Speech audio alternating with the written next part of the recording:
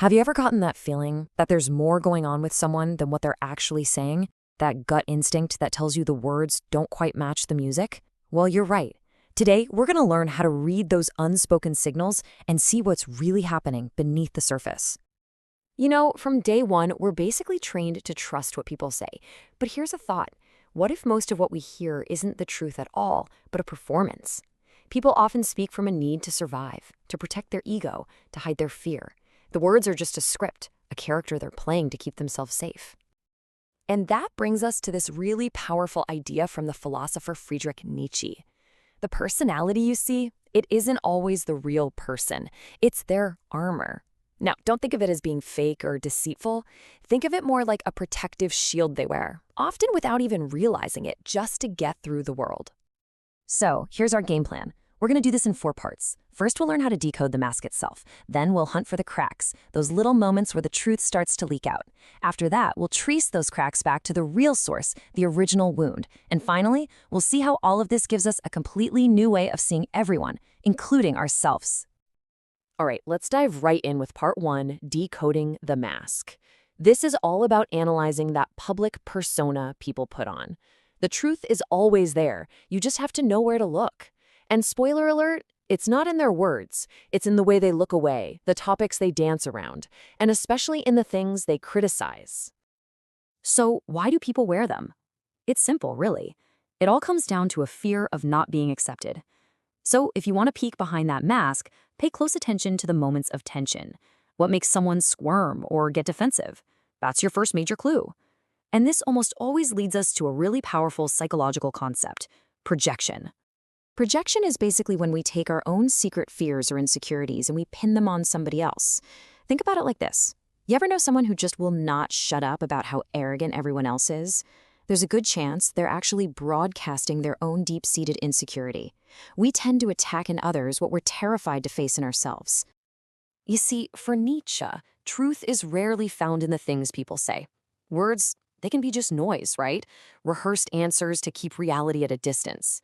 The real story, the juicy stuff, is often found in the silence, that little pause before an answer, or the topic that gets skillfully avoided. That's where you find out what they're truly afraid of. Let's dig a little deeper. You know that person who's always talking about how good and virtuous they are? Well, that might just be a mask for a deep desire to feel superior to everyone else. And the lies they tell you, trust me, they've already told themselves those same lies 1,000 times first. It's a defense mechanism. When you see someone constantly putting others down, it's almost always a flashing neon sign that they're overcompensating for feeling deeply, deeply inferior. Okay, so now that we're getting a feel for the mask, let's move on and look for the cracks.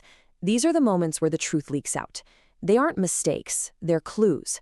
Think of that flash of discomfort when a belief is challenged, or that nervous laugh that doesn't quite fit the situation. That's what we're looking for. So, what's the pressure that causes these cracks to show? Well, it almost always comes down to one thing: fear. Unconscious fear. Why does someone over-explain every little detail? Fear. Why do they have to dominate every single conversation? Fear. Fear of being rejected, of looking stupid, of failing. The truth is, we're not so much driven by what we want, but by what we are terrified to lose.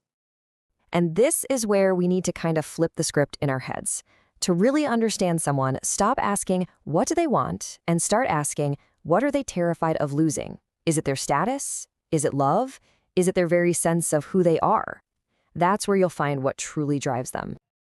Exaggeration is a dead giveaway for insecurity. The person who is constantly loudly proclaiming, "I don't care what anyone thinks," almost certainly cares a lot. These absolute statements are a sign of imbalance. The louder they shout it from the rooftops, the louder that little voice of doubt is screaming inside their own head. So here's a quick rundown of how you can spot the masks starting to crumble under pressure. Constant criticism of others, that's a confession about themselves. Over-the-top, bulletproof confidence, it's often just a performance to hide guilt. An obsessive need to control everything and everyone, it screams inner chaos. And that loud look-at-me performance you see all over social media, that's not strength. It's a whisper of need coming from someone who feels empty inside. Okay, so we've seen the mask, we've found the cracks. Now for the most important part: Understanding the wound. This is where we connect all those behaviors back to where they started. Behind every mask, behind every crack, there's a belief. And behind that belief, there's a wound. This is where we get to the why behind it all. We all love to think of ourselves as these super rational beings, right? Our opinions are based on facts and logic, but Nietzsche saw it very differently.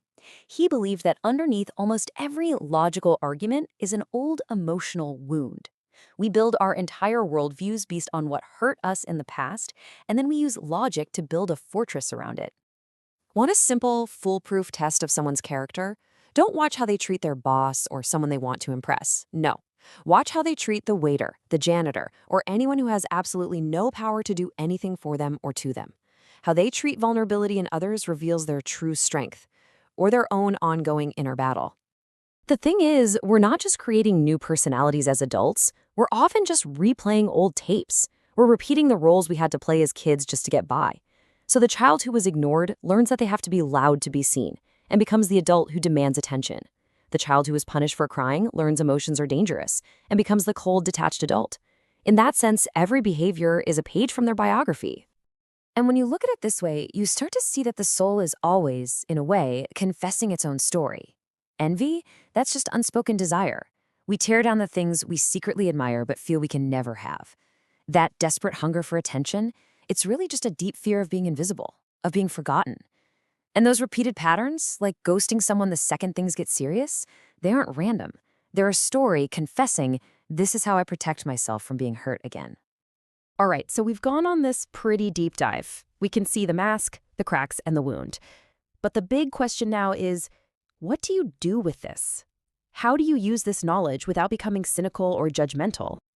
And this is maybe the single most important thing to get. This knowledge, it is not a weapon.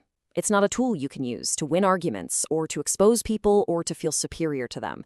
To use it that way is to completely miss the entire point. What it is, instead, is a mirror. It's a tool for compassion. Because when you can see the scared child behind the angry critic or the deep fear behind the bully, you stop taking their behavior so personally. You're not being fooled by the performance anymore. And from that place, you can actually connect with a little more grace and real understanding. And remember, every single one of these psychological truths we've touched on, they're not just for analyzing other people. Oh no, they apply to us too, to our own masks, our own hidden fears, and our own patterns. The more clearly we can see others, the more clearly we start to see ourselves. So this isn't really an ending, it's a beginning, a new way of seeing the world. And I'll just leave you with this one question to think about. What mask are you wearing, and what wound is it protecting?